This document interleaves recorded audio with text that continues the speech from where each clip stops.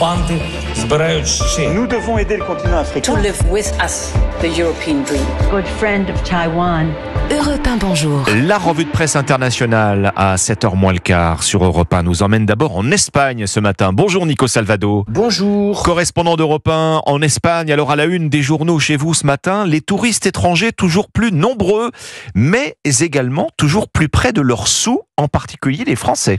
Oui, à la une de la presse espagnole, les touristes prêts à tout pour ne pas dépenser et en particulier à dormir sur la plage. Selon le Pure Player et le Confidential, c'est la nouvelle mode du tourisme low cost. Le phénomène est en augmentation dans toute l'Espagne, explique le site Cuatro Noticias, mais particulièrement à Barcelone où le prix des hôtels ont explosé. Il faut en effet débourser actuellement 160 € en moyenne pour une nuit dans la capitale catalane. Dans un long reportage, le quotidien El Periódico explique que la plupart de ces dormeurs à la belle étoile sont de jeunes Français venus en voiture et sans beaucoup de budget.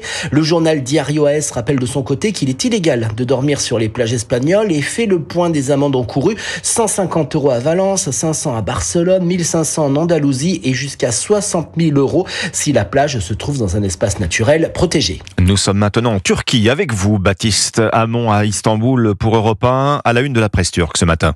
Dans la presse en Turquie, la fermeture des écoles françaises à tout nouvel élève turc ou binational.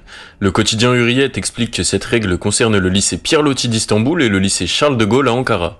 La Turquie impose plusieurs autres conditions. Une liste des élèves turcs dans ces écoles doit être remise au ministère de l'Éducation nationale. Ils devront suivre des cours en turc à partir de la rentrée. Les deux établissements ne sont pas reconnus juridiquement par la Turquie, souligne Gazete Duvar. Dans un éditorial, le média T24 estime que les étudiants locaux sont utilisés comme levier et questionne la temporalité de cette décision. Enfin, le journal Cumhuriyet rappelle que le fonctionnement de l'école allemande Ernest Reuter à Ankara est également remis en question par la Turquie. Nous partons enfin au Kenya avec la correspondante d'Europe 1 sur place, Alba Dufort. De quoi parlent les journaux kenyans ? D'un projet de construction d'une centrale nucléaire, la première pour le pays, précise le quotidien The Star, car actuellement sur le continent, seule l'Afrique du Sud dispose d'une centrale nucléaire. Le Star nous apprend que le gouvernement kényan ambitionne de construire la sienne d'ici 2034. La chaîne Citizen TV liste les arguments avancés par les autorités: augmenter la capacité énergétique du pays, réduire les émissions de CO2, créer de nouvelles opportunités d'emploi et stimuler la croissance économique. Cette centrale nucléaire coûterait l'équivalent de plus de 3 milliards d'euros, estime la chaîne télévisée NTV, qui le souligne. Ce projet est très contesté, notamment sur la côte est du pays, au bord de l'océan Indien où la centrale doit être construite.